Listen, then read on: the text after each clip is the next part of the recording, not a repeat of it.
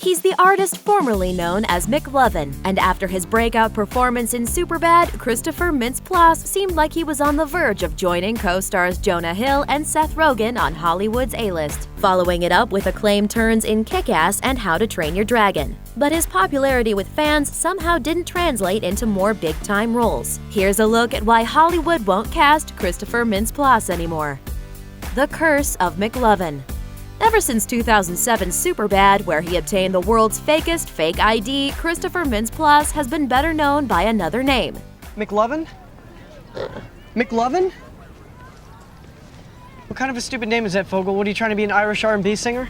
Nearly 10 years later, it's still by far his most memorable role, which is fine if you want to be a cult figure forever, but not so great for the establishment of a robust and continuing career in Hollywood. The legacy of McLovin has utterly overshadowed literally every movie Mintz-Plasse has made since. It's a fair bet that at least half his fans don't even recognize him by his real name. Turns out that fake ID wasn't so fake after all. He's focused on his music.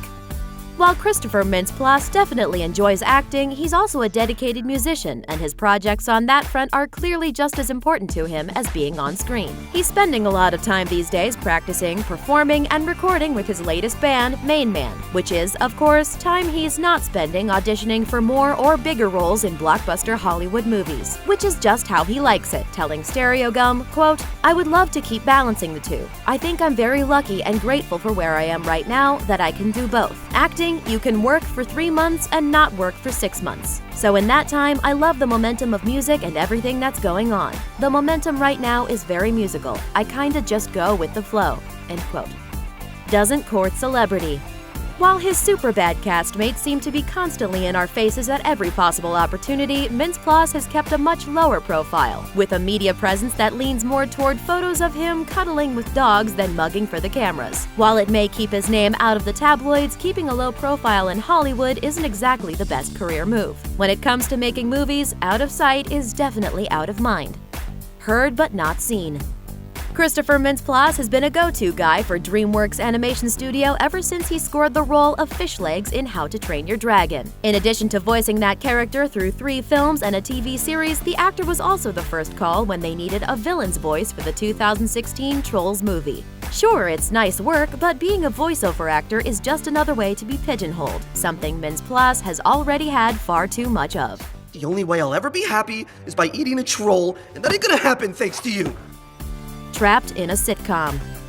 In May 2012, Mintz-Plasse scored the lead role in a CBS sitcom called Friend Me. It seemed like the perfect vehicle to transition from movies to television, but tragically, Friend Me creator Alan Kirshenbaum took his own life before the project premiered, and CBS decided not only to leave the show out of their lineup, but not to even air a single one of the 8 episodes already in the can. The double blow of losing both Kirshenbaum and the show was hard for Mintz-Plasse to bounce back from. But in 2016, he finally landed another leading sitcom role alongside Joel McHale and Stephen Fry on the CBS sitcom The Great Indoors. Unfortunately, that show has been panned by critics and hasn't exactly set the ratings on fire either. Rotten Tomatoes described the show as one repetitive, formulaic joke, which hardly seems to suit an actor like Mintz-Plasse, who thrives playing against type in edgier, boundary-pushing projects. Hopefully, the show gets a lot better before Mintz-Plasse gets stuck in the downward spiral of lowbrow sitcoms.